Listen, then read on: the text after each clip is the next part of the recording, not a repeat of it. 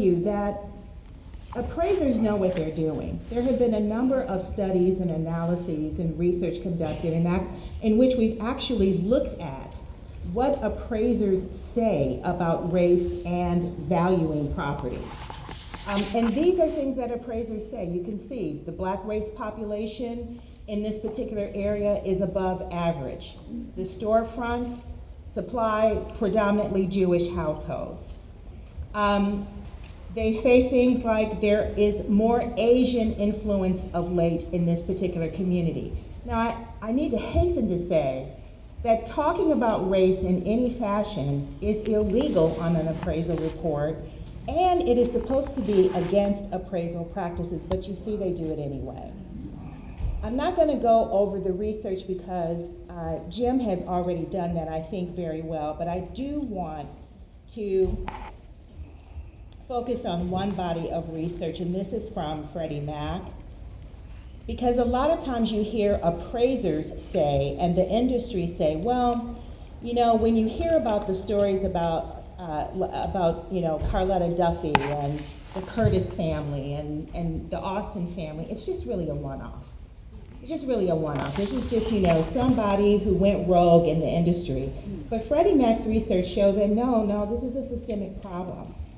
And in fact, what they show is that the majority of the appraisers in their sample study were more likely to determine that the appraised value was below the contract values in black neighborhoods.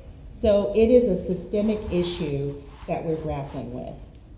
Now, why do we have appraisal bias in the United States? Well, first, it is because the appraisal system we are using today is birthed from the genesis of this system is the racialized race construct system developed by the federal government to value properties in order to determine where federal investments would be made.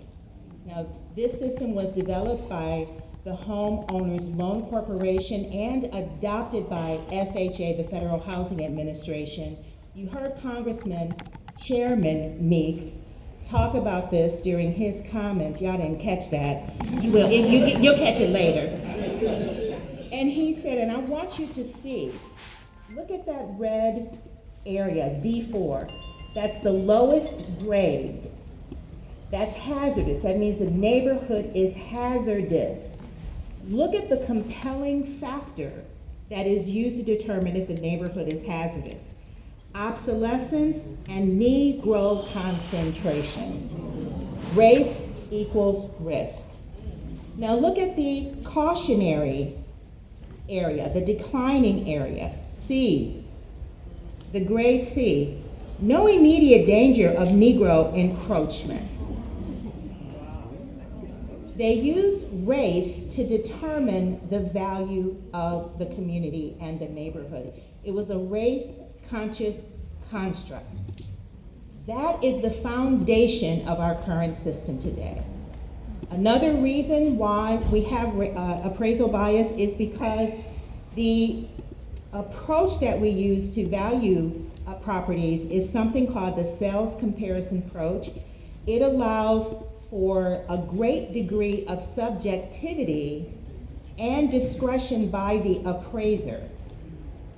And all of those areas, I did have some red boxes on there, but there are many areas on that appraisal report where it is just totally up to the volition of the appraiser to determine which comparables will be used, how the neighborhood will be described, what constitutes the neighborhood. It's all up to the appraiser's discretion. Now, third problem. Look at the composition of who's an appraiser in the United States of America. When NAFA did our seminal report and research on appraisal bias in America in 2022, this is what we found. 97% of appraisers are white. And the way you get to become an appraiser in the United States is essentially an existing appraiser has to agree to take you under his undoubtedly wing and share his income with you.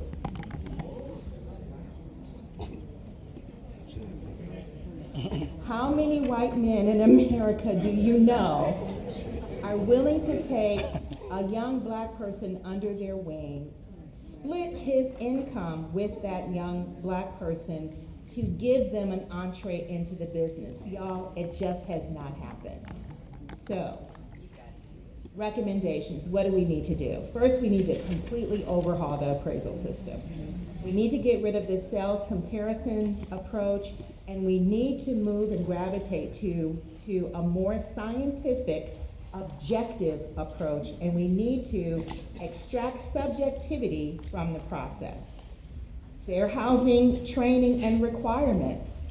There are none that are legally required, and we need to make sure that every appraiser, just like every real estate agent has to have fair housing training, every appraiser should be required to have fair housing training by a fair housing expert, not someone that doesn't know the law. We need to also implement all of the recommendations from our 2022 report on appraisal bias. We need to also diversify the field. And I don't even need to go any further than that. I don't need to tell you why that is important. We need democracy in appraising.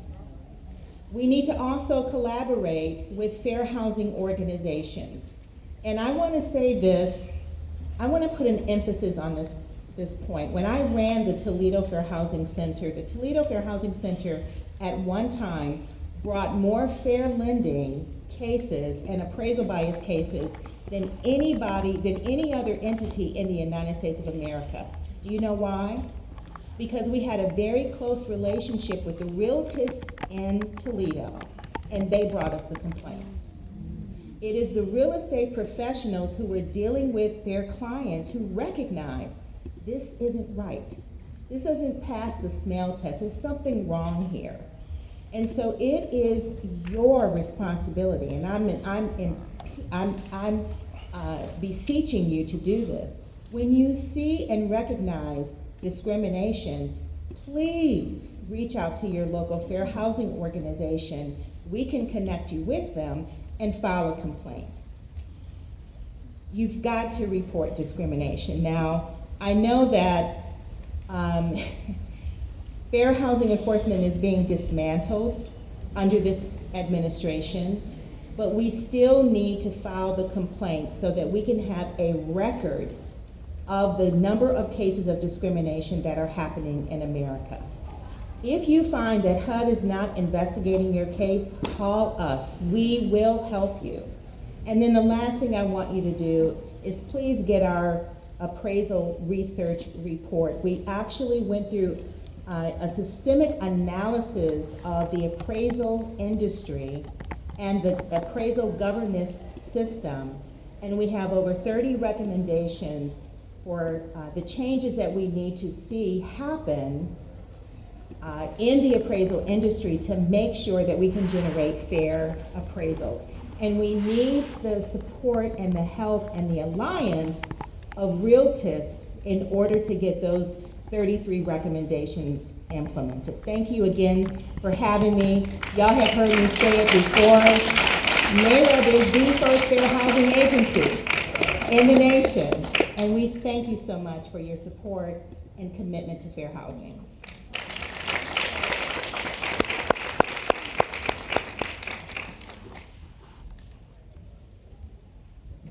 Let's give both of our presenters a round of applause. We kind of took off on this flight this morning or this afternoon, backwards, frontwards. We were changing pilots in the middle of this, but I want to give a little introduction on who we are as the National Association of Real Estate Brokers. We were founded in 1947 on the key principle of democracy in housing, in which we continue that fight today. So I'm going to ask all of my realtors family, if you'll please stand, and let's give them a round of applause as they travel from across this great country.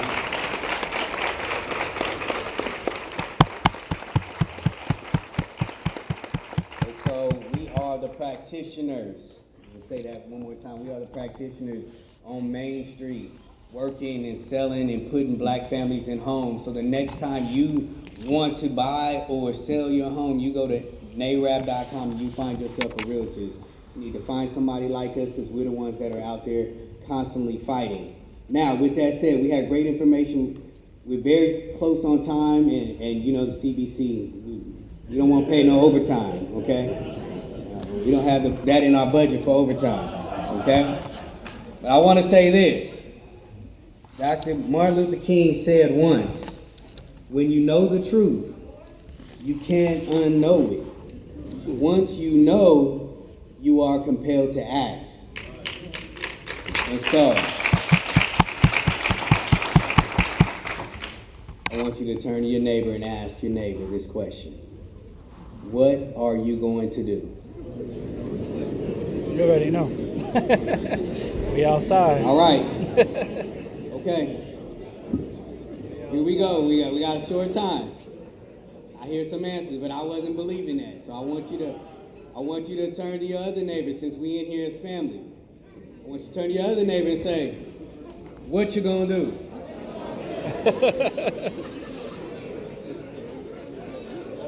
Let's do it. Thank you very much.